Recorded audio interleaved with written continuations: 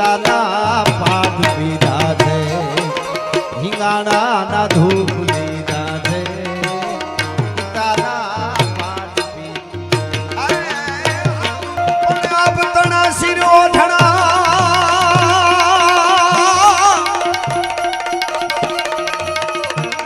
આપ તણા શિર ઓઢણા ને અમારી મોગલ ને હેમાળાનો ગળે હાર, પણ શેષ નાગના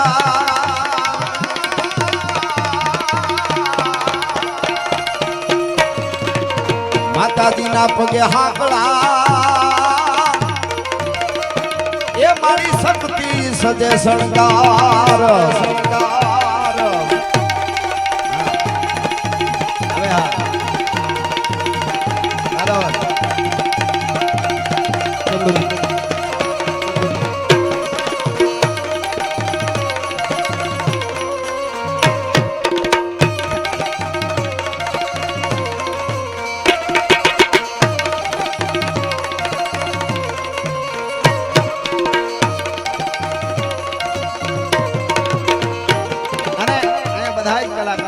આપને બધાને મજા કરાવવા માટે અમે આવ્યા છીએ. સારી વાતો, ગીતો, દુહા, છંદ, ભજનો જેની પાસે જે છે ઉજળી પરંપરાને વાગોળવા માટે જ્યારે આવ્યા છીએ ત્યારે મને એક સવૈયો અહીંથી કહેવાનું મન થાય છે.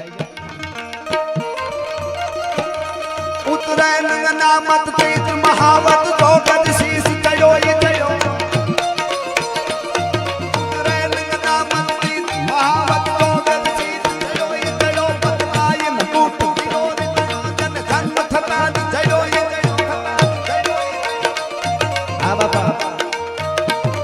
मरडाय नहीं मिटका घटको उपकार घाट घड़ो ही घड़ो, दिल सोच दुआ दल पद जगे जन जाति स्वभाव पयो ही पयो. हा बाबा गिरनारी गिरनारी, हां देखो बाबा.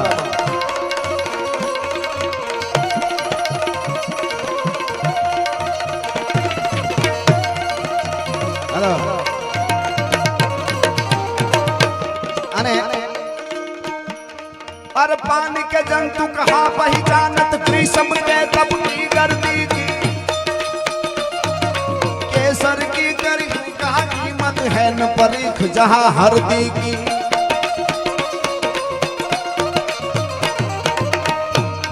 पानी के जंतु कहाँ पहचानत कृष्ण के तप की गर्दी की. કાળજાળ ઉનાળો હોય, વૈશાખ મહિનો ઉતરવા આવ્યો હોય અને મજૂરી કરતા કરતા થોડી જમીન હોય એટલે પોતાને છેલ્લે એમ થાય કે મારો 7 વીઘા છે હવે ખેડી નાખું. માંડ ફરી થયો છું અને હવે એમાં ઢેફા નહીં ભાંગે તો વાવવાનો હરખી નહીં, વાવાટાને બરાબર નહીં થાય. અને એ વખતે એ કાળા ઉનાળાનો ખેતરમાં ખેડૂત જ્યારે ઢેફા ભાંગવા જાય ને એને ખબર હોય ગરમી શું છે. એસી માં બેઠા બેઠા આપણને ખબર ન હોય કે ગરમી કોને કહેવાય. એટલે हर पानी के जंतु कहाँ पहचानम कृष्ण के तप की गर्दी किन केसर की कर हूँ कहाँ कीमत है न परीख जहाँ हरदी जहाँ हरदी.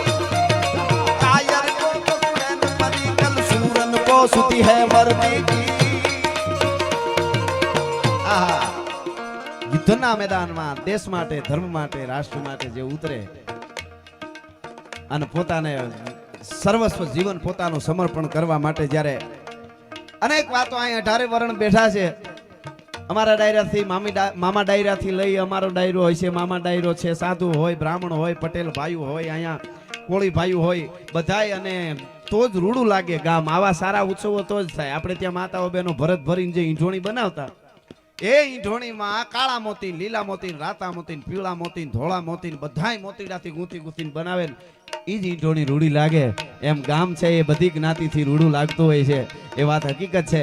એટલા માટે બધા મેળા છે. પણ આ સવૈયામાં વાત આવી સુરનકો સુધી હે મર્દી કી. એટલે પોતાના ભાઈ બંધોની હારે ગેડી દડે રમતા રમતા મોડું થઈ ગયું થોડુંક ને પછી બપોર પછી આમ હળિયું કાઢીને ઘેરે આવીને કીધું ભાભીબા સાહેબને, ભોજાઈને ભાભીબા સાહેબને કીધું કે બહુ ભૂખ લાગી, જટ ખાવાનું દો. તો હમણાં દઉં છું અમીરભાઈ.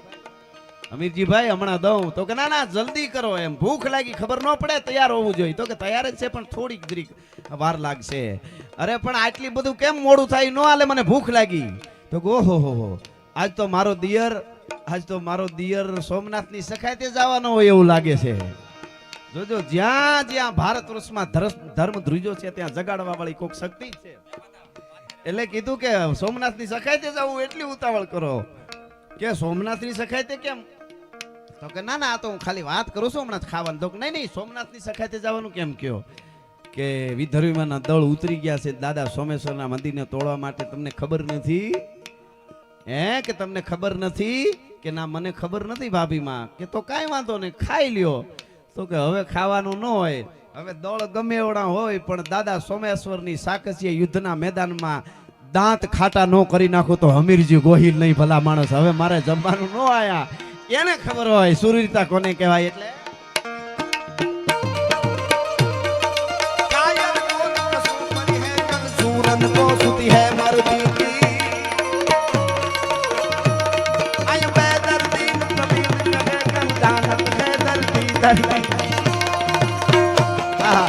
આજ અમે બધા કલાકારો બાપા આમાં આવે છે, બધું આમાં નક્કી નથી કઈ બાજુ, પણ અમે અમારા સમયમાં બધું તમારો પ્રેમ તમારો ભાવ એવડો મોટો છે એટલે એની એક મજા છે. અને આ તો ભારત વર્ષની હિન્દુસ્તાનની એમાં ગોહિલવાડની આ ધરતી કહેવાય આમ તો બધી. હા, એટલા માટે આ બધું સાચવાનું છે. આ ધરતીમાં આ બાજુ હું એક મેં કીધેલું હાતમ આઠમમાં હું આવેલો એક જગ્યાએ આયર મામાનું ગામ, ને એમાં જે કૃષ્ણ ઉત્સવો થાય. તો મારા જયરાજભાઈ આપણા માટે વિસ્તારો બધા હરખા હોય પણ જે છે એ હકીકત કેવું જોઈએ. હમણાં હું બોલ્યો તો ઉત્તર ગુજરાતમાં પૂનમ જ્યારે આવે માતાજીની કે એવું કંઈક હોય તો ઉત્તર ગુજરાતમાં આપણે જાય ને બાપુ, તો તમારે અખતરો કરવો હોય તો શ્રદ્ધાળુ કોણ કઈ બાજુ વધારે, તો આપણે કારણ કે આપણે અહીં ના છીએ એમાં કઈ ઓલું ન હોય. પણ બાપુ રાજકોટથી ચોટીલા પૂગી ત્યાં સુધી કોઈ ન હોય, ગાડી વટે ચોટીલા એટલે પછી ગાડી આંકવામાં ધ્યાન રાખવું પડે. એટલે આપણે ક્યાંક આઘાત નથી થઈ ગયા ને એવું તો લાગે આપણે. એમ આ વિસ્તારમાં કૃષ્ણ ઉત્સવ હું આવ્યો, અમારી એ બાજુ અમારું છે એટલે કાંઈ ઓલું ન હોય પણ જે છે એ છે એ હકીકત કહું છું, મેં જોયા છે. એ બહબહાટીમાં બધા હતા અને આ બાજુ હું આવ્યો ને તો ગામડે ગામડે કૃષ્ણના ઉત્સવો ઉજવાતા હતા. એનો હું રાજીપો વ્યક્ત કરું છું.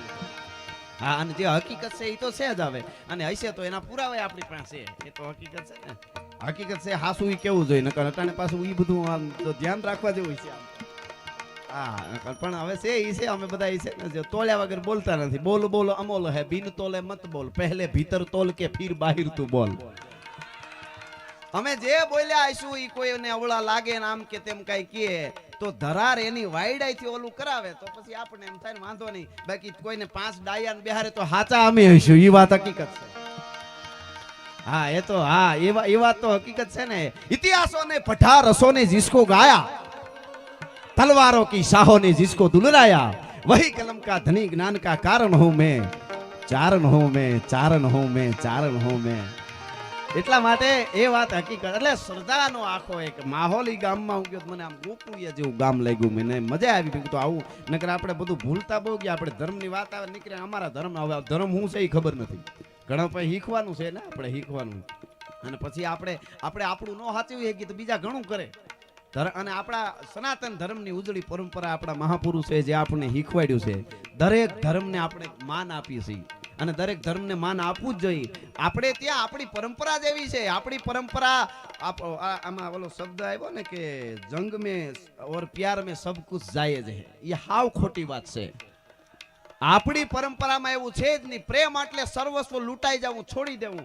અને યુદ્ધમાં પણ ધર્મ છે. ધર્મની બહાર ડગલું ન માંડી શકાય. એ ઉજળી પરંપરા ભારત વર્ષની પરંપરાએ આપણને શીખવાડ્યું છે.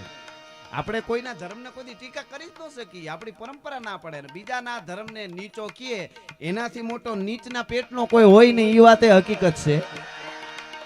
હા, એ તો હકીકત છે ને. હવે એ દાદા સોમેશ્વર ને સોમનાથ ને દરિયાનો પટ્ટો આપણે જોવો હોય તો ઉપરથી જોઈ કે ડ્રોનમાં જોઈ તો મજા આવે.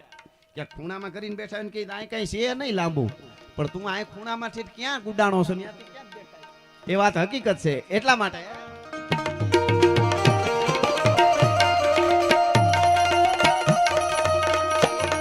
એક બે દુહા કહેવાનું મન થાય એવો સમજણો વર્ગ. એટલા માટે આપણે ત્યાં ભગત બાપુની ઘણા દુહાઓ એમના તો છે, પણ મોટા માણસની એક વ્યાખ્યા સરસ કરી ભગત બાપુ. આપણે કહીએ ને ફલાણો તો કઈ તો મોટો માણસ, તો મોટો માણસ હકીકત ભૌતિક રીતે બધું હોય એ સારી વાત છે, પણ હકીકતમાં મોટો માણસ શું? તો વિજ્ઞાન પાસે કોઈ મીટર નથી માપીને કહી દે કે આ મોટો માણસ. વિજ્ઞાન પાસે એનું કોઈ મીટર છે જ નહીં, પણ ભગત બાપુ એક દુહામાં મીટર આપ્યું. તમારે માપવું હોય ને તો આવી રીતે જોઈ લેજો, આ મોટો માણસ. ધીરજભાઈ, કયો મોટો માણસ? પણ ગણ કર્યા કાયમ ગોઠા કરે, ગણ કર્યા કાયમ ગોઠા કરે, બાકી અવગણ ભૂલી જાય. પણ કાકા ઈ તો કહેવાય એ દુનિયામાં ખોટા મન ના માનવી. હા,